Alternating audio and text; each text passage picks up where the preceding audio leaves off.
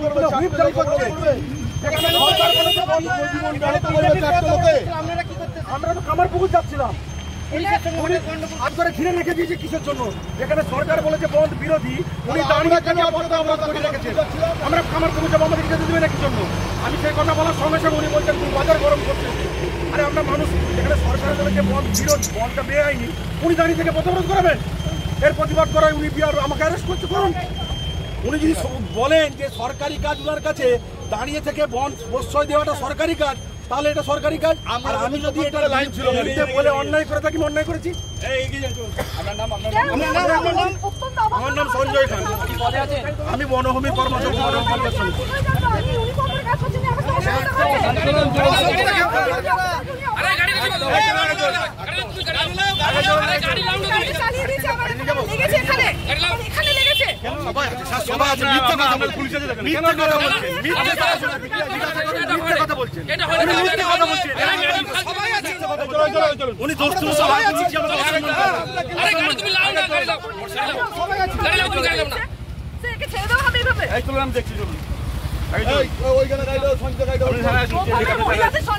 কোনো মতে অসম্মান করেনি, মিডিয়া সাক্ষী আছে, এখানে অন ক্যামেরা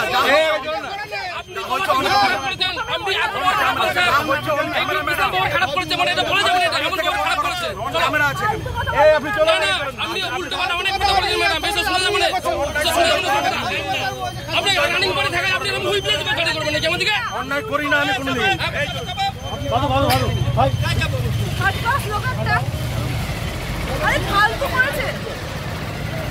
আমার সাথে কিভাবে করলো, এভাবে ছেড়ে দেওয়াটাই উচিত হয়নি। আমি দেখছিলাম, আমি আসি না কি আমি দেখছি।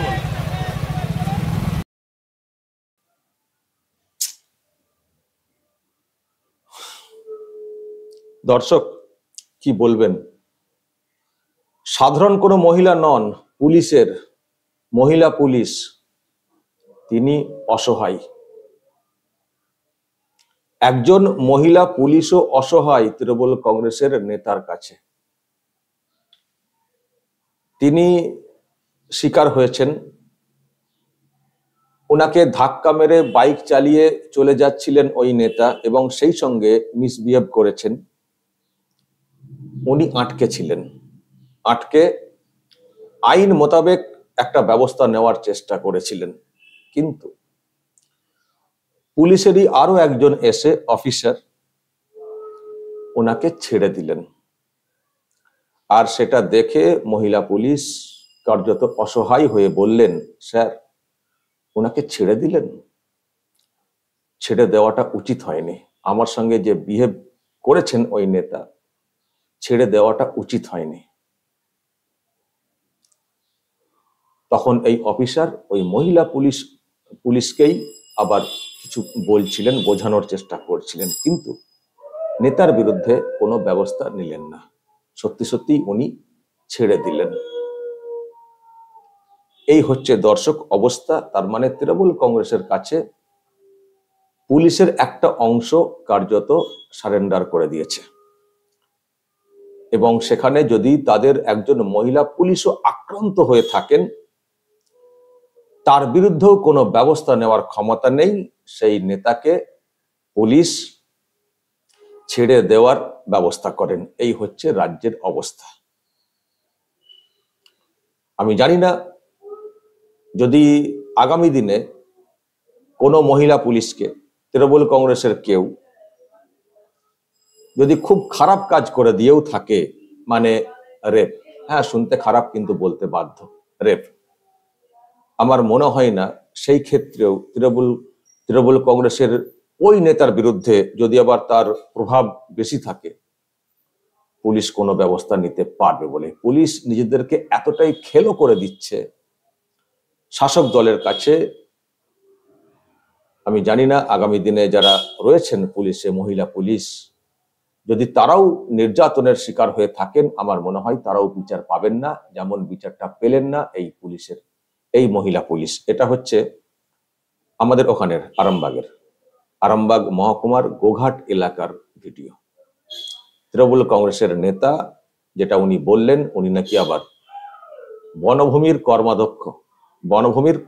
কর্মাধ্যক্ষ, বিরাট নেতা, যেটা আর কি বোঝানোর চেষ্টা হয়েছে। সেই নেতাকে আটক করেছিলেন, সাহস দেখিয়ে আটকটা কিন্তু করেছিলেন এই মহিলা পুলিশ। উনি কিন্তু আইন মোতাবেক চলার চেষ্টা করেছিলেন। আর উনি যে বাজারটা গরম করছিলেন প্রথম দিকে, যে সরকার বন্ধ বিরোধী আর উনি বন্ধকে সাপোর্ট করছেন, এটা সত্যি বাজার গরম করা, যেটা আমারও কোথাও মনে হয়েছে। উনি সেই সময় চুপ ছিলেন, পুলিশের এই মহিলা অফিসার চুপ ছিলেন। যখন এই পুলিশ অফিসারটা এলেন তখন উনি কথা বললেন যে উনি আমার সঙ্গে মিসবিহেভ করেছেন, বাইক চালিয়ে দিয়ে চলে যাওয়ার চেষ্টা করছেন। আর তার আগে যেটা শুরুর দিকে শুনছিলেন সেটা ওনার একতরফা কথা, মানে সুতরাং ওইসব কথার কোনো বিশ্বাসযোগ্যতা নেই। তো উনি সেই সময় চুপ ছিলেন, কিন্তু অফিসার সামনে আসার পরে উনি কিন্তু বলছিলেন যে ওনার সঙ্গে কি ধরনের মিসবিহেভ করা হয়েছে এবং ওনাকে আঘাত করা হয়েছে, বাইকটা চালিয়ে নিয়ে চলে যাওয়ার চেষ্টা হচ্ছিল। তো উনি দেখেছেন যে আইন মোতাবেক ওই নেতা চলছিলেন না।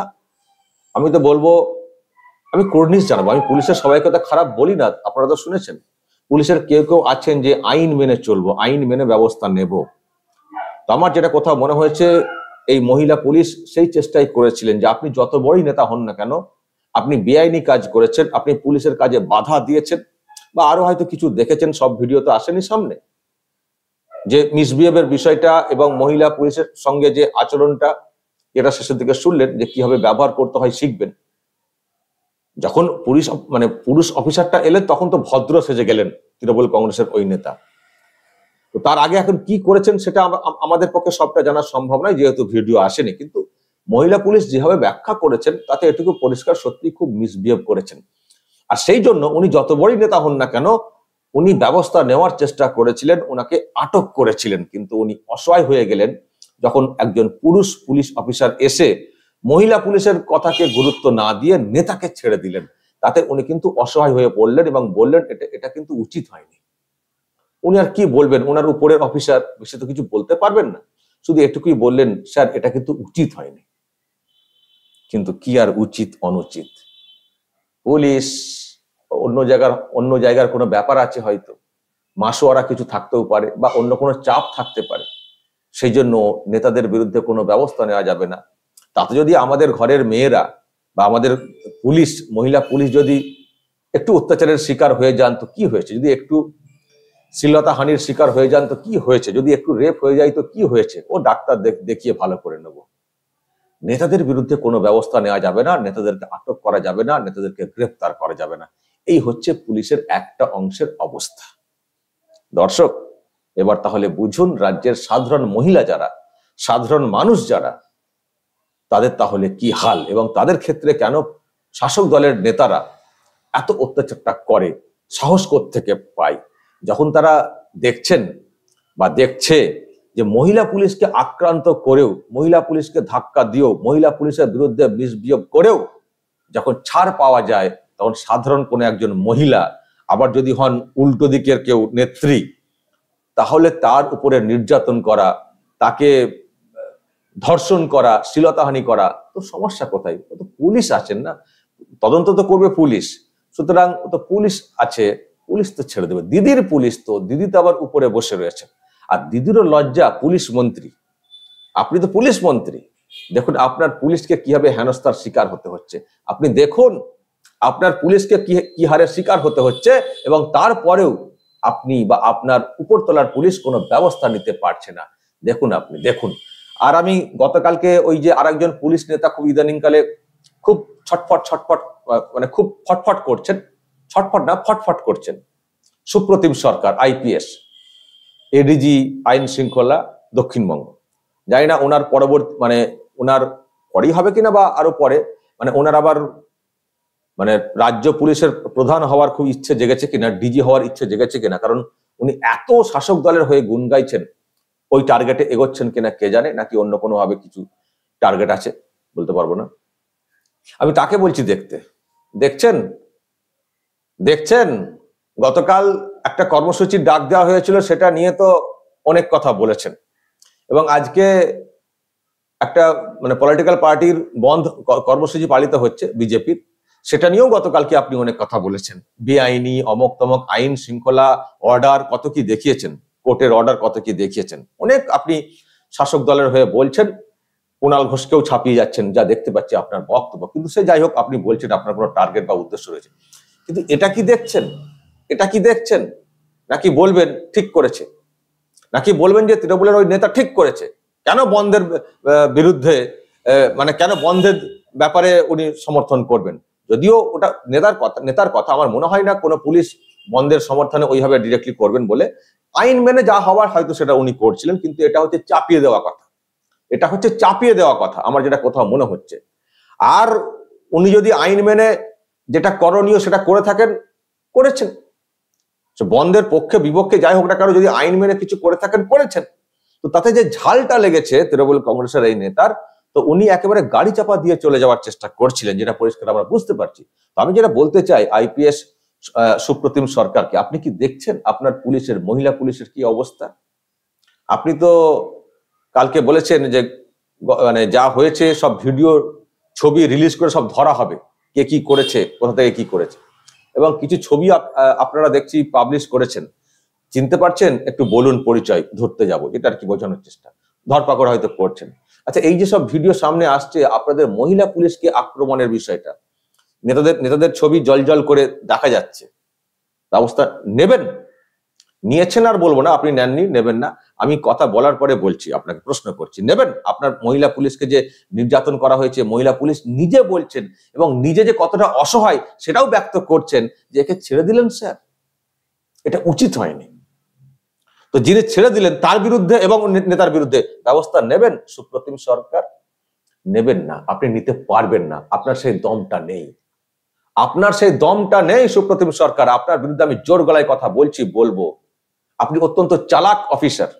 আপনি বাম আমলেও আমি দেখেছি শাসক ঘনিষ্ঠ হতে আপনি কতটা মরিয়া হয়েছিলেন, আর এই আমলেও আপনি শাসক ঘনিষ্ঠ হয়েছেন, এবং আরো ঘনিষ্ঠতা বাড়ানোর জন্য আপনি কি করে চলেছেন সেটা বাংলার মানুষ দেখতে পাচ্ছেন। আপনি খুব চালাক এবং চালাকি করেন, যেটা একটা হবে। জোর গলায় বলছি, আপনি যা ব্যবস্থা নিতে পারেন আমার বিরুদ্ধে নিতে পারেন। আমার প্রশ্ন, যদি আপনি সত্যি সৎ অফিসার হয়ে থাকেন, যদি সত্যি আপনি আইন মেনে চলার অফিসার হয়ে থাকেন, তাহলে আপনার উচিত এই মহিলা পুলিশের বিরুদ্ধে যে ধরনের কাণ্ডটা ঘটেছে, ওই নেতা যে ধরনের মানে কাণ্ড ঘটিয়েছেন, এবং ওনাকে যে ধরা হয়েছিল, কেন এই অফিসার গিয়ে ওনাকে আবার ছেড়ে দিলেন, কেন ব্যবস্থা হলো না? তাহলে একজন সাধারণ মানুষ যখন অভিযোগ করেন কি না করেন, যদি সেটা বিরোধীদের বিরুদ্ধে হয়ে থাকে, আপনারা তো একেবারে লাফিয়ে ধরতে চলে যান, সুমোটো কেস করে দেন। আর সেখানে একজন মহিলা পুলিশ নিজে অভিযোগ করছেন, নিজে বলছেন আমাকে ধাক্কা মেরে চলে যাওয়া হয়েছে, আমাকে এখানে লেগেছে স্যার, আমার সঙ্গে মিসবিহেভ করা হয়েছে, একজন মহিলা পুলিশ নিজে বলছেন। তো সেই ক্ষেত্রে ব্যবস্থা কোথায়? দর্শক, ব্যবস্থা হবে না, রাজ্যের হাল আরো অনেক খারাপ হবে, পুলিশের একটা অংশ ভুগবে, যারা একটু ভালোভাবে চলার চেষ্টা করেন তারাও ভুগছেন। রাজ্যের হাল কিন্তু খুব খারাপ। গতকাল একটা চেষ্টা হয়েছিল এবং সেটার একটা সুযোগও ছিল মুখ্যমন্ত্রী পুলিশ মন্ত্রীকে ওই চেয়ার থেকে ফেলে দেওয়া, পদত্যাগ করিয়ে দেওয়ার একটা বিরাট সুযোগ তৈরি হয়েছিল। আমি তো ছিলাম, বিরাট সুযোগ তৈরি হয়েছিল। অনেকে চেষ্টা করেছেন, দূর দূরান্ত থেকে এসে লড়াই করেছেন, যারা সামনে এসছেন, যত সংখ্যক এসছেন তারাই মরিয়া হয়ে উঠেছিলেন নবান্ন যাওয়ার জন্য, মুখ্যমন্ত্রীকে পদত্যাগ করানোর জন্য, আর তাদেরকে সামলাতেই হিমশিম খেতে হয়েছে পুলিশকে।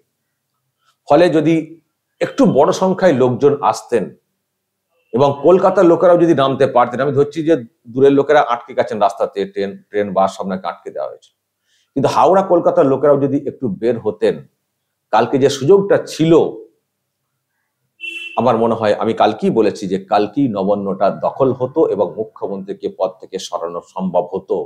সেই পরিবেশ গতকাল তৈরি হয়ে গেছিল, কারণ ওই সংখ্যক মানুষকে সামলাতেই পুলিশকে যেভাবে নাকানি চোবানি খেতে হয়েছে। যদি মানুষ একটু ভারী সংখ্যায় রাস্তাতে নামতেন, যে ডাকটা দেওয়া হয়েছিল যে প্রত্যেক বাড়ি থেকে অন্তত একজন রাস্তাতে নেমে আসুন, কালকে সেটা সম্ভব হতো। আর আজকে এই যে ঘটনা সামনে এসেছে, এটাও ঘটতো না। ফলে এই ঘটনা ঘটেছে, সাধারণ মানুষের সঙ্গে ঘটনা ঘটবে। আমি কিন্তু অন্য কোনো পথ আমি কিন্তু দেখতে পাচ্ছি না। দর্শক, একটাই পথ, যে পথটা গতকাল অবলম্বন করা হয়েছিল, সে কিছু কৌশলগত দুর্বলতা বলুন, আর সেই সঙ্গে মানুষের স্বতঃস্ফূর্ত সাড়ার ক্ষেত্রে একটা ঘাটতি, সেই জন্য গতকালকে সেই মিশন কিন্তু সম্পন্ন হয়নি। কিন্তু যেটা হওয়া খুব জরুরি ছিল এবং সেই সুযোগ ছিল, আমি আবার বলছি একটা অংশ মানুষের একটা অংশ পৌঁছে গিয়েছিল নবান্নের কাছাকাছি, কিন্তু সংখ্যাটা বেশি ছিল না, সংখ্যাটা বেশি ছিল না। যদি একটু ভারী সংখ্যায় হতো কালকেই মুখ্যমন্ত্রীর পদত্যাগ সম্ভব হতো, এটা আমি বিশ্বাস করি, এটা আমি বিশ্বাস করি। কিন্তু সেটা তো হলো না। ফলে এখন এই সব নিয়ে চলতে হবে। আপনার আমার ঘরের মেয়েরা ওই রাস্তাতে ওইভাবেই বের হবেন, অনিশ্চয়তা নিয়ে বের হবেন। আর মোমবাতি মিছিল নিয়ে যা চলছে, আমি তো বলবো মোমবাতি মিছিল নিয়ে প্রতিবাদ আর ওই মরিচিকার পেছনে ছোটা ওই এক। মোমবাতি মিছিল নিয়ে মিছিল করে, মানে মোমবাতি নিয়ে মিছিল করে আপনি মমতা ব্যানার্জির বিরুদ্ধে গিয়ে কোনো বিচার আনবেন, অসম্ভব, অসম্ভব। ফলে যারা মোমবাতি মিছিল করছেন করুন, কিন্তু আমরা তো আশা করেছিলাম যে আরজিকর কাণ্ডের পরে মোমবাতি মিছিল যেটা পাড়ায় পাড়ায় রাস্তাতে অলিতে গলিতে হয়েছিল, তারাও ওই মূল জায়গাতে আঘাত করার জন্য রাস্তাতে নামবেন গতকাল। আশা করেছিলাম যে সংখ্যক পাড়াতে মিছিল হচ্ছিল যে বিচার চাই, বিচার চাই, বিচার চাই বলে। কিন্তু আমরা যেটা বলার চেষ্টা করেছি যে বিচারটা আপনি পাবেন কোত্থেকে? যিনি বিচারকে প্রভাবিত করছেন তাকে সরাতে হবে পদ থেকে। পাবেন কি করে বিচার? আসুন, প্রত্যেকে আসুন, বাড়ি থেকে অন্তত একজন করে আসুন। কিন্তু খুব কালকে খারাপ লেগেছে যারা মোমবাতি নিয়ে পাড়াতে অলিতে গলিতে এবং যুব সমাজ বিশেষ করে ছাত্র যারা তারা কিন্তু গতকালকে সেই অর্থে সাড়া দেননি। একটা অংশ সাড়া দিয়েছিল এবং তারা মরিয়া হয়ে উঠেছিলেন গতকালকে ওই সংখ্যক ফোর্স নিয়েই। তারা অনেক চেষ্টা করেছেন, তাদেরকে শিকার হতে হয়েছে, এখন পুলিশে হেনস্থার শিকার হতে হবে।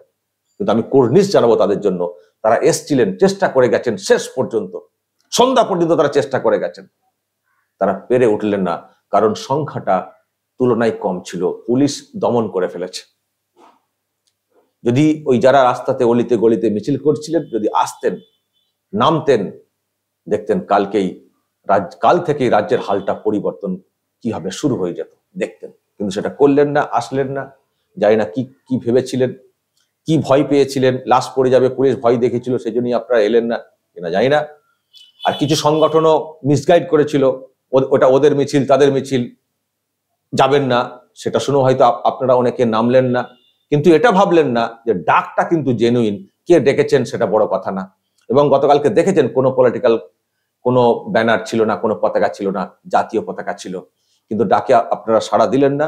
জানি না আপনারা কাদের ডাকে সাড়া দেওয়ার জন্য অপেক্ষা করে বসে রয়েছেন। হ্যাঁ, আমরাও অপেক্ষায় থাকবো। যারা মানা করেছিলেন যেতে, যারা আসতে বারণ করেছিলেন এই মিছিলে, দেখব তারা কতদিনে রাজ্যের হাল ফেরানোর জন্য সদর্থক ভূমিকা নিতে পারছেন বা মুখ্যমন্ত্রীকে চেয়ার থেকে সরাতে পারছেন। আমরা সেটাও দেখবো, এখন সেদিকে আমরা তাকিয়ে থাকবো।